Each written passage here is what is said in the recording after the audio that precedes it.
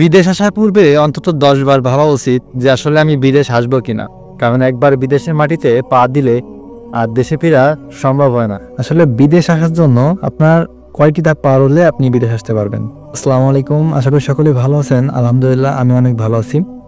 আসলে বিদেশ আসার জন্য আপনার কয়টি ধাপ পার হলে আপনি বিদেশ আসতে পারবেন। আসলে ধাপ বলতে কি কি কার্যক্রম আছে সেইগুলো পার করে তারপর আপনার আসতে হবে। কি কি সেই ধাপগুলো চলুন শেয়ার করা যাক। প্রথম ধাপ, নির্ভুল এবং সঠিক তথ্য দিয়ে পাসপোর্ট তৈরি করা। দ্বিতীয় ধাপ, আপনার কাঙ্ক্ষিত ভিসা হাতে পাওয়া। তৃতীয় ধাপ, পুলিশ ক্লিয়ারেন্স করা। চতুর্থ ধাপ, জনশক্তি অফিসে ফিঙ্গারপ্রিন্ট বা আঙুলের ছাপ দেওয়া। পঞ্চম ধাপ, টিটিসি থেকে 3 দিনের প্রশিক্ষণ নেওয়া। ষষ্ঠ ধাপ, অনুমোদিত মেডিকেল সেন্টারে স্বাস্থ্য পরীক্ষা করা। সপ্তম ধাপ, ভালো একটা এজেন্সির মাধ্যমে আসা। সতর্কতা, 2টি ব্যাংক অ্যাকাউন্ট খোলা, নিজের নামে একটা এবং পরিবারের একজনের নামে একটা। সরকার অনুমোদিত বৈধ রিক্রুটিং এজেন্সির মাধ্যমে আসা। ভালোভাবে পড়ে বুঝে চুক্তি স্বাক্ষর করা। বিদেশ যাওয়ার পূর্বে সমস্ত কাগজপত্রের 3 সেট ফটোকপি করা।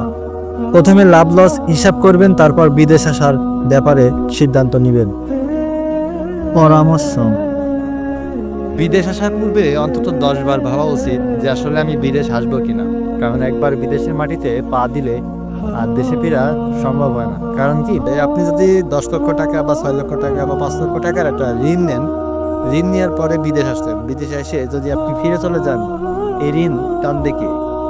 এই ঋণ আপনারই টানতে হবে। সুতরাং এই ঋণ টানা যদি ক্যাপাসিটি থাকে তাহলে আপনি দেশে ফিরে যেতে পারবেন, এই ছাড়া কিন্তু পারবেন না। আপনি অনেক জায়গা জমি নষ্ট করে, টাকা, গরু, অনেক কিছু নষ্ট করে আপনি বিদেশে আসতেছেন, কিন্তু এই বিদেশে আসার পর যদি আপনি দেশে ফিরে যান তাহলে কিন্তু হবে না। তাহলে কিন্তু এই ঋণ আপনার বইতে হবে যে কোনোভাবে। আপনি দেশে অবশ্যই কোনো কাজ কাম পাচ্ছেন না বা কোনো কাজের ব্যবস্থা হয়নি, যার জন্য কিন্তু আপনি বিদেশে আসছেন। সুতরাং 1 বার না 10 বার না, আপনি 1000 বার পাবেন। তবে আসার আগে ভাবতে পারেন, মানে আসার পরে আপনি ভাবলে আর কাজ হবে না। সুতরাং বিদেশে আসার আগে আপনারা জেনে বুঝে তারপর আপনি আসবেন।